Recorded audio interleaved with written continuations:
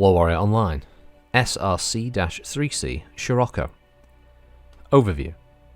In the late 3040s, Korean enterprises McAdams Suharno of the Free Worlds League decided to take another look at the four-legged mech chassis.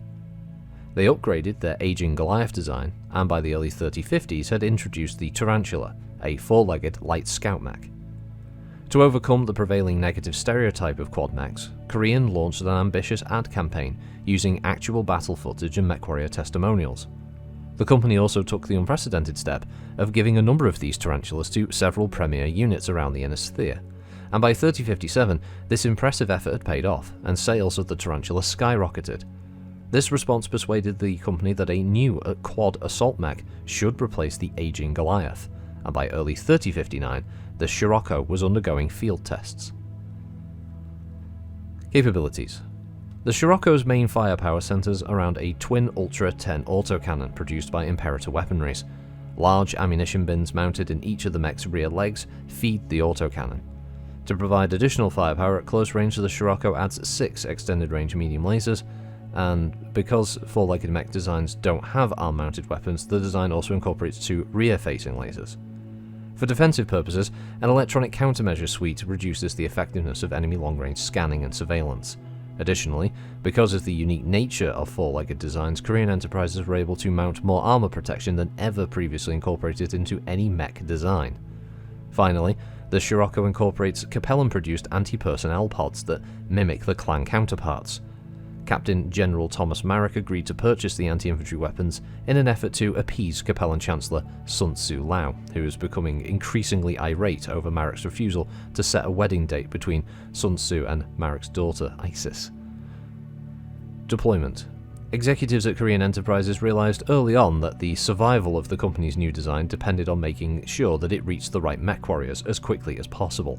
They therefore devised a contract that allowed the Free Worlds League military to buy the first production run at a much reduced cost, provided that these first Siroccos were assigned to a premier unit. The first ones off the production line have been shipped to the second Knights of the Inner Sphere. Variants. The only variant currently in production provides more diverse firepower, as well as longer range weaponry. Field tested at the same time as the 3C version, the 5C variant exchanges the paired Ultra 10s for a pair of light Gauss rifles. It drops 2 of the ER medium lasers in favour of 2 SRM-4 launchers with case and EVA torso, and mounts 2 additional A-pods. So the last Inner Sphere mech that's added in TRO 3060 is a 95 tonner, no 100 tonners at all in this one. Its mass is 95 tons, as said. Its chassis is the Korean 9 quad. Its power plant is a 285 Pitban with a cruise speed of 32 and a max speed of 54 kph. It has no jump jets, of course. Its armour is Star Shield. Its armament then is 2 Imperator Ultra 10 autocannons with 6 Diverse Optics extended range medium lasers, a single Diverse Optics medium pulse laser, and 2 Marmien anti-personnel pods. It is manufactured by Korean enterprises and McAdams Suharno, its primary factory being located on Stewart. Its communications system is the Korean Transband J9 with Guardian ECM suite, and its targeting and tracking is the Korean BTEC. Stat-wise then, this translates into a mech that walks 3 and runs 5. Well, can you imagine that thing running? That must be a gallop. It has 13 double heatsinks for 26 overall dissipation. Its head armour is 9, its centre torso armour is 40, with the CT rear being 20. The right and left torsos have 25, with the rears of those being 15, and the right and left front legs have 40, and the rear legs have 40 armour. The ammunition and the weapons are spread all over. So there's an ER medium laser in the left front leg, and the right front leg, and the right torso, and the right torso rear.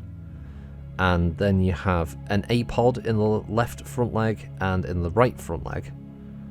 And then you've got an Ultra 10 in the right torso, with its ammo for the Ultra 10 being located in the rear right leg. It has an ER medium laser in the left torso and a rear-facing ER medium laser in the left torso.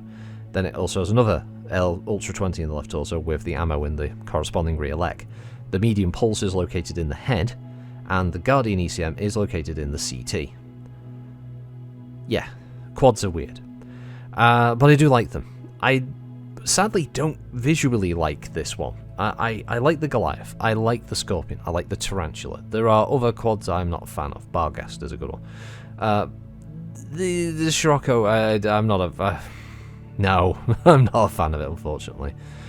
It's big and scary and impressive looking, and I would certainly give it quirks to allow it to rotate those guns to fire behind it, for instance, that kind of thing. But I'm just not. I'm not blown away by it, unfortunately. Quad designs are obviously a tough sell visually, and within the realms of BattleTech, there are a fair number of BattleTech fans who just aren't a fan of quad mechs. They do have some weird rules quirks to go with them and the way they play. They are unique at least, but yeah, I get why people don't like them, but I think they are also a curio of BattleTech that certainly pop up every now and then, and they are fun for what they are. And I certainly wouldn't say no to them adding the Sirocco, the Goliath, or the Scorpion, for instance, to any number of future BattleTech or MechWarrior games if that were to happen. It just sadly seems unlikely, even though we had them in earlier games like MechWarrior 2 and MechWarrior 2 Mercenaries, for instance. Yeah, I'm not a fan of it visually. The weapons are perfectly fine, though. It's definitely got good firepower all round. It's one of those things that you would just see stomping forward, given hell. Pair of Ultra 10s is a pretty goddamn good combination with plenty of ammunition, 20 rounds for each, meaning it's got more than enough ammunition to stay in for a good chunk of the fight, and even when it does run out of ammo, it's got a crap load of energy weapons that it can just keep firing, and fire in every direction, virtually. The body can obviously twist, which is good that was taken into account with the art, to allow the upper body section to be able to obviously rotate while the legs keep moving forward. Whereas you could look at things like the Goliath, for instance, that clearly wouldn't be able to torso twist, so to speak, but this one obviously can do that. Yeah, there are definitely good parts to it in the design idea.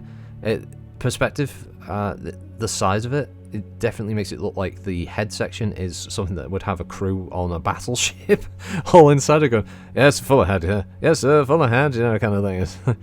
You know, you got a helmsman, there's a fucking navigator, there's like a couple of gunners, there's a guy with a pair of binoculars looking out the window. You know? It looks like it's that kind of gigantic thing. There's a whole crew of people in the middle running around.